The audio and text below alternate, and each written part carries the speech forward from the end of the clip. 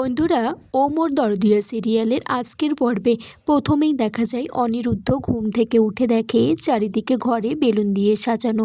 তখন তানিয়া এসে বলছে, হ্যাপি বার্থডে বাবা। অনিরুদ্ধ বলছে, এগুলো তো সব তুমি সাজিয়েছো। তানিয়া বলছে, না না, অত উঁচুতে কি আমার হাত যায়? মাম্মাম, ঠাম্মি, ভালো দিয়া সবাই মিলে সাজিয়েছি। তখন অনিরুদ্ধ বলছে, আইডিয়াটা তার মানে তোমার? তখন তানিয়া বলছে, হ্যাঁ, আমি তো শুধু বলে দিয়েছি এটা এটা করতে হবে। সেখানে বাণী আসে, বলছে শুভ জন্মদিন অনিরুদ্ধকে। তখন তানিয়া বলছে, ওভাবে কেউ উইশ করে?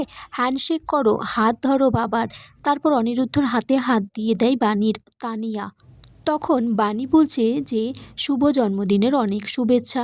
তখন তানিয়া বলছে, ওভাবে নয়, বলো যে হ্যাপি বার্থডে। তখন বাণী বলছে, হ্যাপি বার্থডে। এরপর অনিরুদ্ধর মা স্বাতি আসে সেখানে কেক নিয়ে।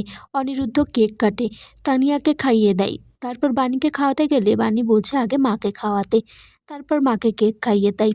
তখন স্বাতি বলছে অনিরুদ্ধর মা যে আজকে কিছু একটা করা যাক, চলো মন্দিরে গিয়ে পুজোটা দিয়ে আসি অনিরুদ্ধর নামে। তানিয়াও বলছে, আজকে আমরা ঘরে বসে থাকবো না, আজকে আমরা সবাই মিলে বাইরে ঘুরতে যাব। তখন অনিরুদ্ধর মা স্বাতি বলছে, তোর বাবা বাড়ি থাকলে আজকে খুব ভালো হতো, সবাই মিলে ঘুরতে যেতে পারতাম, মন্দিরে পুজো দিতে যেতে পারতাম। অনিরুদ্ধ বলছে, বাবার অনেক কাজ, অভিমান করে থেকো না। এদিকে মৌলির ঠাম্মি নয়নতারা, তার আগের পক্ষের ছেলে বাড়িতে এসেছে। তখন মৌলি দাদু বলছে, এদেরকে কে বলেছে বাড়িতে আসতে? তখন নয়নতারা বলছে, আমি বলেছি। ঈশানী তখন বলছে যে দাদা আপনি এসেছেন, কফি খান না, চা তো খান না, একটু শরবত এনে দিই? তখন বলছে যে না। তখন মৌলি এসেছে, এসে বলছে, এরা এখানে কি করছে? রাস্তার ভিখিরি সব। তখন নয়নতারা বলছে, এরা তোমার ভাই জেঠু হয়। মৌলি বলছে, কি বলছো, মজা করছো তুমি আমার সাথে? নয়নতারা বলছে যে এর নাম নকুল, এ আমার আগের পক্ষের ছেলে। মৌলি তখন বলছে তার বাবাকে যে এগুলো তো আমি জানতাম না, আগে কেন বলনি? তখন তার বাবা বলছে, এটা বলা বারণ ছিল, তোমার দাদাই বারণ করেছিল। তখন মৌলি বলছে, তাহলে এখন কেন আমাকে বলছো? এদিকে বাণী কালীমায়ের মন্দিরে পুজো দিতে গিয়েছে। তখন সেখানে অনিরুদ্ধ বাণীকে বলছে, এত সব কিছু কি আমার জন্য? তখন বাণী বলছে যে না, মাম্মামের ইচ্ছে ওর বাবা ভালো থাকবে, আর ওর বাবা ভালো থাকলেই মাম্মাম ভালো থাকবে।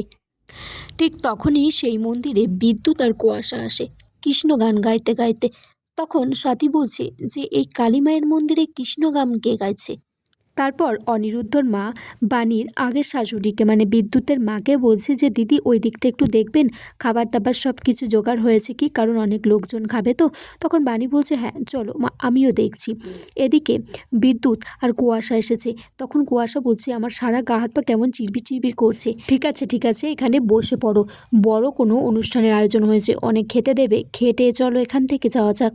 এদিকে মৌলি বলছে, জলের মতো টাকা আমার নষ্ট হয়ে যাচ্ছে, কিন্তু কাজের কাজ কিচ্ছু হচ্ছে না। ভাবলাম অনিরুদ্ধর জন্মদিনে ওর সাথে ঘুরতে যাব, কিন্তু সেটাই হলো না। এদিকে বাণী আর বিদ্যুতের মা খাবার পরিবেশনা করতে শুরু করেছে। তখন সেখানে বিদ্যুৎ আর কুয়াশা খেতে বসেছে। তাদেরকে চিনে ফেলে যায়। কুয়াশা সেখান থেকে পালিয়ে একধারে চুপটি মেরে থাকে, আর বিদ্যুৎকে তার মা চিনে ফেলে।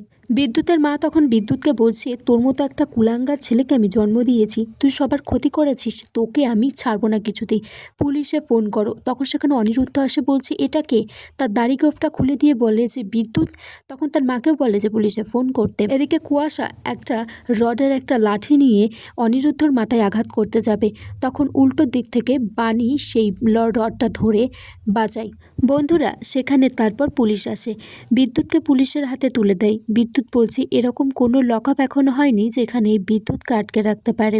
তাদেরকে সেখান থেকে নিয়ে গেলে বিদ্যুতের মা কালী মায়ের সামনে বসে কান্নাকাটি করছে, আর বলছে যবে থেকে বিদ্যুৎ হয়েছে এই ছেলেটা আমার জীবনটা নরক বানিয়ে দিয়েছে। তখন বিদ্যুতের মা কান্না করতে করতে একটা কথা বলে ফেলে যে ভাগ্যিস ধনপতি সেদিন এই সিদ্ধান্ত নিয়েছিল। তখন বাণী বলছে, কি সিদ্ধান্ত নিয়েছিল বাবা? এই কথাটা তোমাকে আমি আগেও বলতে শুনেছি, বলো আমাকে। আর এখানেই আজকের পর্ব শেষ হয়ে যায় বন্ধুরা, কিন্তু আগামী পর্বে দেখা যায় যে সেই নকুল কাকা বলছে মৌলিকে যে তুমি যখন হসপিটালে জন্মগ্রহণ করেছো তখন দুজন লোক এসে তোমাকে ঈশানীর পাশে রেখে দিয়ে আসে, তুমি ঈশানীর আসল মেয়ে নও।